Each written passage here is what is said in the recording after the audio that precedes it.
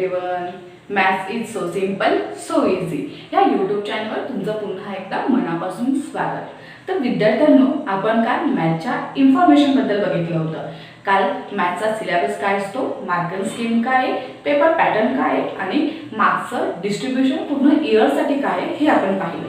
आज आपण एक्झॅक्ट चॅप्टरला सुरुवात करणार आहोत किंवा सिलेबसला सुरुवात करणार आहोत. तर आज मी पेपर सेकंडमधला चॅप्टर नंबर फर्स्ट तो म्हणजे कॉम्प्लेक्स नंबर घेणार आहे. ओके, तर सगळ्यात महत्त्वाचं विद्यार्थ्यांनो, जशी पुस्तकामध्ये एखादी इंडेक्स असते, इंडेक्समुळे आपल्याला पेज नंबर आणि त्यातल्या कोणते कोणते चॅप्टर असते ते समजत असतं. तसंच प्रत्येक चॅप्टरला सुद्धा एक स्पेसिफिक इंडेक्स असते. म्हणजेच काय, त्या पर्टिक्युलर चॅप्टरमध्ये एक्झॅक्ट आपल्याला शिकायचं काय हे पण आपल्याला माहिती पाहिजे. तर चला मग आपण कॉम्प्लेक्स नंबरमध्ये आपल्याला काय काय शिकायचं आहे ते बघूया. बघा मग, कॉम्प्लेक्स नंबरमध्ये आपल्याला टोटल 12 पॉईंट शिकायचे आहेत. First point is complex number, म्हणजे त्याची डेफिनेशन आपल्याला त्याच्यामध्ये शिकायची आहे. Second point real and imaginary part. Second point is real and imaginary part. Third equality of two complex numbers. Fourth conjugate of a complex number. Fifth algebra of a complex number. Six square root of a complex number. 7 Argand diagram. 8 modulus. 9 argument. 10 polar form. 11 exponential form and 12 cube route of unity. तर विद्यार्थ्यांना हे सगळे points आपल्याला ह्या चॅप्टरमध्ये cover करायचे, पण एका व्हिडिओमध्ये मात्र हे पॉईंट्स काही कव्हर होणार नाही. म्हणून मी याचे नंबर ऑफ व्हिडिओज करणार आहे आणि वेळोवेळी ते तुम्हाला तुमच्या लेक्चरच्या टायमांमध्ये मी तुम्हाला त्याची लिंक कॉपी करणार आहे, तर तुम्ही बघायला विसरू नका. तर आज आपण पहिला पॉईंट क्लिअर करूया, तो म्हणजे कॉम्प्लेक्स नंबरमधला पहिला पॉईंट कोणता आहे, कॉम्प्लेक्स नंबर. मग एक्झॅक्ट कॉम्प्लेक्स नंबर काय असतो आणि त्याची डेफिनेशन काय आहे, कशाला कॉम्प्लेक्स नंबर म्हणतात ते आज आपण बघणार आहोत. आणि उरलेले काही टॉपिक्स पुढच्या नेक्स्ट व्हिडिओमध्ये मी तुम्हाला सांगेल, त्याचे नोटिफिकेशन तुम्हाला वेळोवेळी येतच जातील. ओके, चला तर बघूया मग आपण एक्झॅक्ट कॉम्प्लेक्स नंबर म्हणजे काय.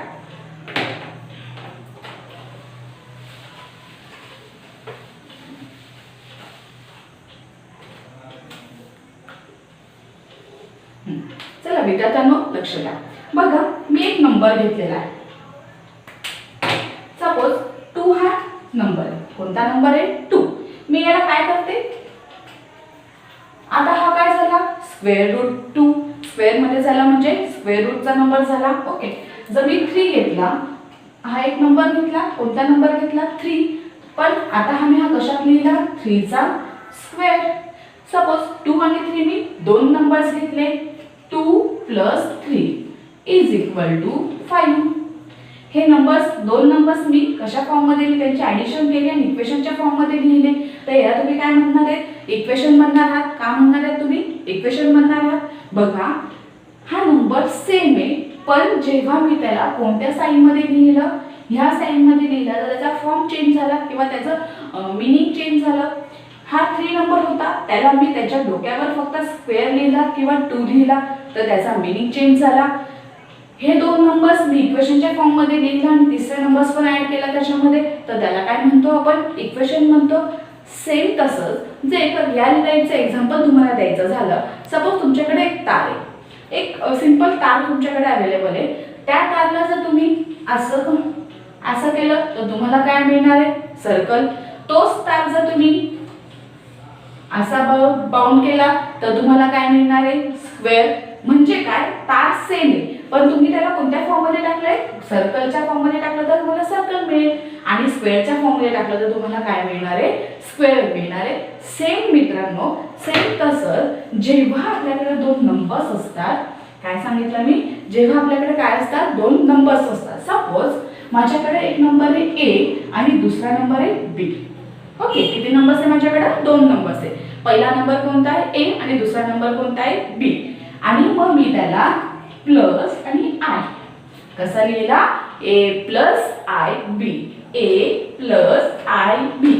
अशा फॉर्म मध्ये जेव्हा मी लिहिते तेव्हा त्या नंबरला म्हटलं जातं कॉम्प्लेक्स नंबर.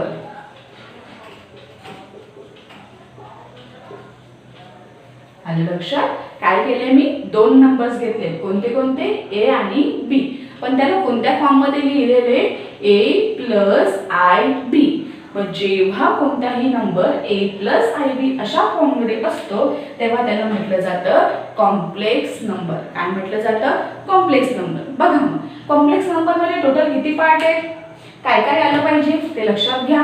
बघा first A, second B, third आणि ॲडिशन आणि फोर्थ इज आय.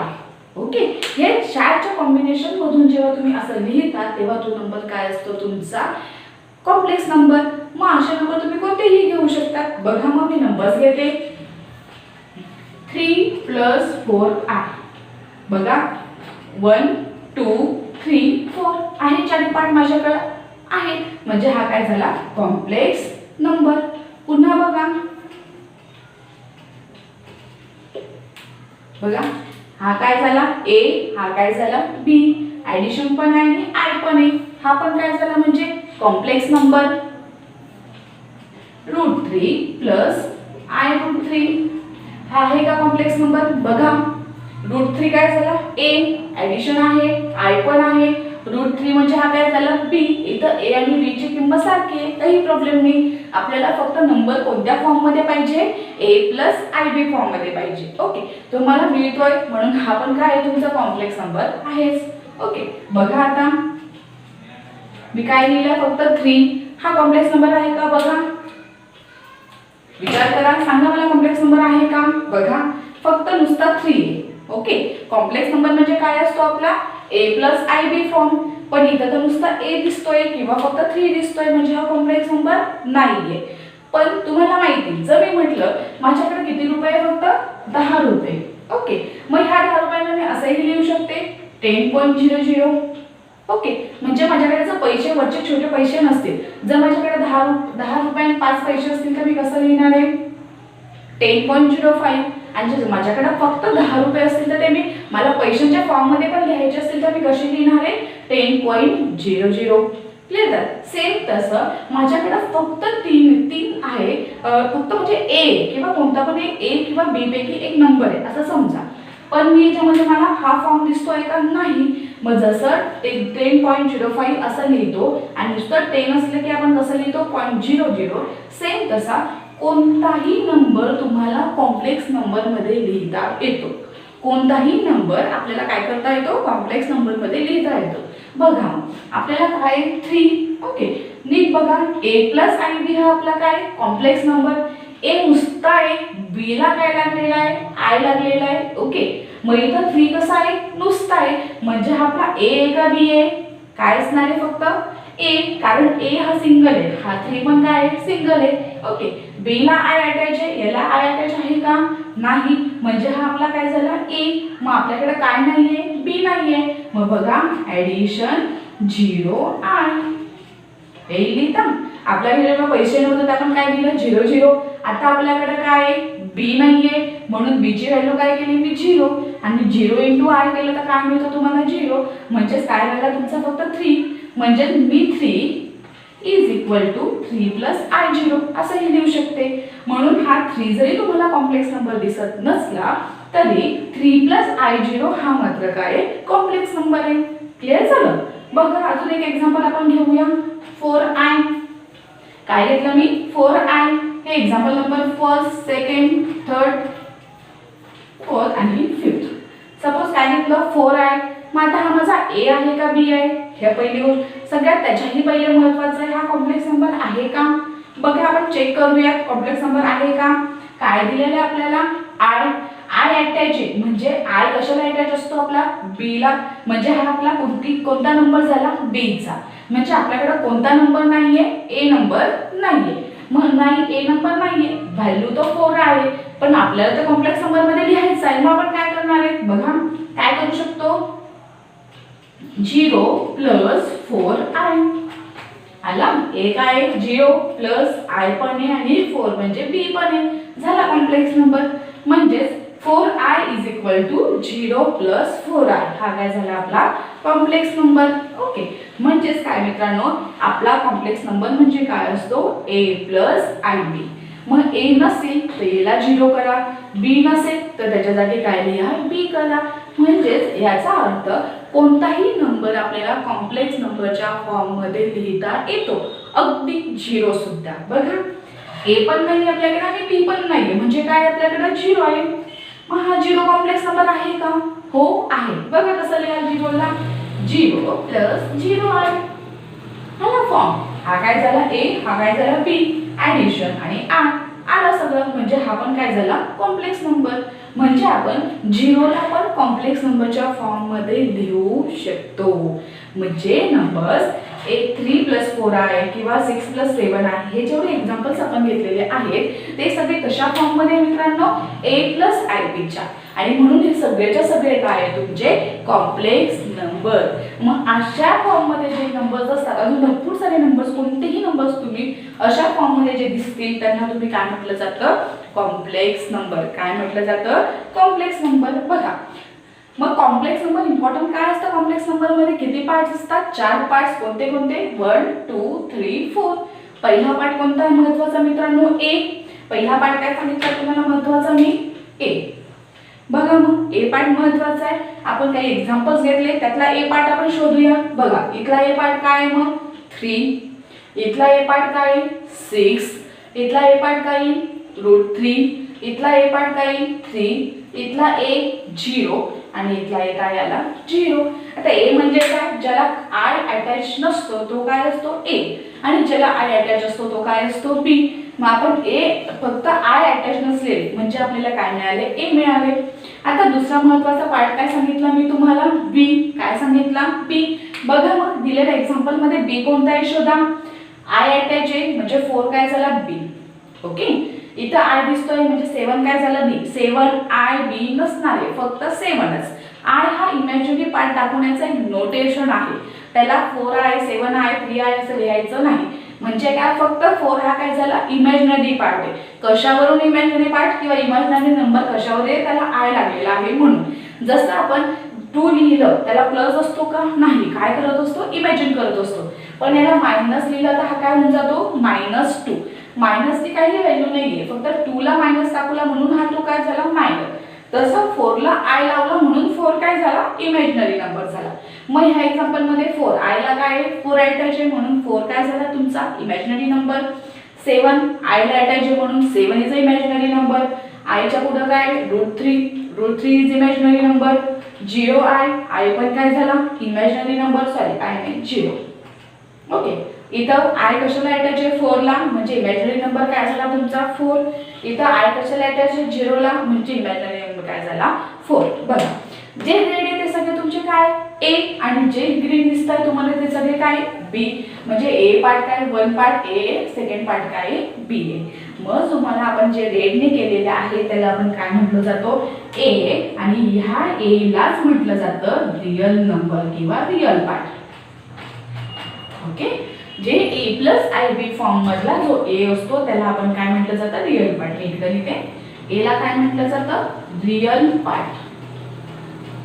ओके, आणि याला काय म्हटलं जातं रियल पार्ट, आणि रियल पार्ट म्हटलं जातो म्हणून याला डिनोट केलं जातं R(z) ने. याला कशाने डिनोट केलं जातं R(z). आणि जे 4 7 √3 जे ग्रीनचे तुम्हाला दिसत आहेत म्हणजे ज्या नंबरला आय अटॅच आहे त्याला आपण काय म्हणतो इमॅजिनरी नंबर. काय म्हणतो इमॅजिनरी. म्हणजे बी काय झाला आपला इमॅजिनरी नंबर, इमॅजिनरी पार्ट किंवा इमॅजिनरी नंबर. ओके, आणि म्हणून बी ला आपण डिनोट कशाने करतो I(z) ने. कशाने डिनोट करतो I(z). मग आपल्याला ए समजला आणि बी समजला. ओके, आणि याच्यामध्ये ऍडिशन मात्र महत्त्वाची आहे. ओके, इथं सबट्रॅक्शन येणार नाही. जर तुमचं एक्झाम्पल एखादी एक्झाम्पल ओके, जर सपोज 3 - 4 आहे असा जर नंबर तुम्ही घेतला तर इथं काय दिसतं तुम्हाला सबट्रॅक्शन, म्हणजे हा कॉम्प्लेक्स नंबर होणार नाही. मग कॉम्प्लेक्स नंबर काय होईल तुमचा 3 + -4. आलं लक्षात. मग याच्यामध्ये ए पार्ट काय झाला 3 आणि बी पार्ट काय झाला -4. पण प्लस हे कंपल्सरी येणार आहे, मायनस हा कॉम्प्लेक्स नंबर होणार नाही. आलं लक्षात. कॉम्प्लेक्स नंबरला नेहमीच ऍडिशन येणार आहे म्हणून बी पार्ट काय झाला -4. ओके, मग मला असं वाटतं ए तुम्हाला समजला असेल. ए ला काय म्हणतो आपण रियल पार्ट आणि denoted by R of Z. B पार्टला काय म्हणतो, ज्याला आय अटॅच असतो त्याला काय म्हणतो आपण, इमॅजिनरी पार्ट आणि denoted by I of Z. Clear झालं सगळ्यांना. ऍडिशन समजली, त्याच्यामध्ये काय असते ऍडिशन. आता महत्वाचा पार्ट आहे आय. काय पार्ट, आय. आता आय म्हणजे काय असतं, तर मित्रांनो आय म्हणजे असतो आयोटा. काय म्हटलं जातं त्याला, आयोटा. आयला काय म्हटलं जातं, आयोटा. आणि ह्या कॉम्प्लेक्स नंबर साठी जसं तुम्हाला पाय माहिती आहे, पाय इज इक्वल टू काय असतं 1.14. पायची व्हॅल्यू काय दिलेली असते 1.14. हा पाय आपण नेहमी प्रत्येक ठिकाणी वापरतो. सेम तसं आपण आय पण वापरतो आणि आयची व्हॅल्यू दिलेली आहे इन रूट -1. आयची व्हॅल्यू काय असते इन रूट -1. आणि याचा जर दोन्ही बाजूंना आपण स्क्वेअर केला, आय स्क्वेअर केला तर रूट -1चा पण काय होऊन जाईल, स्क्वेअर होऊन जाईल. स्क्वेअर आणि स्क्वेअर रूट काय झाला, कॅन्सल. म्हणजे तुम्हाला i square is equal to काय मिळतो -1. बघा मग ए समजला, बी समजला, प्लस तर माहितीच आहे आणि आपल्याला काय आय. आयला काय म्हटलं जातं आयोटा. आयला काय म्हटलं जातं आयोटा. जसं आपण पाय यूज करतो तसंच एक नवीन साइन आपल्यासाठी महत्वाची ती म्हणजे आय. आणि आयची व्हॅल्यू काय असते नेहमी लक्षात ठेवा मित्रांनो, i is equal to in root -1. I is equal to in root -1. Clear झालं. मग असे कोणतेही ए प्लस आय बी याला काय म्हटलं जातं कॉम्प्लेक्स नंबर. आणि denoted bye every complex number denoted by Z. प्रत्येक कॉम्प्लेक्स नंबर कशाने डिनोट केला जातो, झेडने केला जातो. त्याच्यामध्ये काय काय असतात ए आणि बी. आणि ए म्हणजे काय असतो real part denoted by R of Z. B म्हणजे काय असतो imaginary part denoted by I of Z. Clear झालं. आणि त्याच्यामध्ये अजून काय महत्त्वाचं असतो आय. आयची व्हॅल्यू काय असते इन रूट -1. हे सगळ्यांना काय म्हटलं जातं कॉम्प्लेक्स नंबर. चला मग आपण एक्झॅक्ट डेफिनेशन काय ते बघूया. डेफिनेशन तर तुम्हाला समजली, मी सांगितलंच आहे. काय सांगितलंय, the number which is in the form of A plus i B is called as a complex number. त्याच्यातला A is a real part denoted by R of Z. B is a imaginary part denoted by I of Z. आणि complex number denoted by Z is called as a complex number. बघा मग तरी पण definition दिलेली आपण वाचूया. बघा, a number of the form a plus ib. A number of the form a plus ib where ab belongs to I. Where number ला belongs करतात and I is equal to -1 with I square is equal to -1. सांगितलंच मी तुम्हाला आता. is called complex number. याला काय म्हटलं जातं complex number. and it's usually denoted by z. कशाने डिनोट होतो कॉम्प्लेक्स नंबर, नेहमीच z ने डिनोट होतो. त्याच्या बघ here a is called the real part of z. a ला काय म्हटलं जातं real part and z denoted by r of z. कशाने डिनोट होतो तो r of z ने. b is called imaginary part of z and denoted by I of z. b ला काय म्हटलं जातं इमॅजिनरी पार्ट, डिनोट कशाने केलं जातं I of Z is called the complex number. मला असं वाटतं विद्यार्थ्यांना आता कॉम्प्लेक्स नंबरची डेफिनेशन तुम्हाला नक्कीच आली असेल. पार्ट करण्याची काही गरज नाही.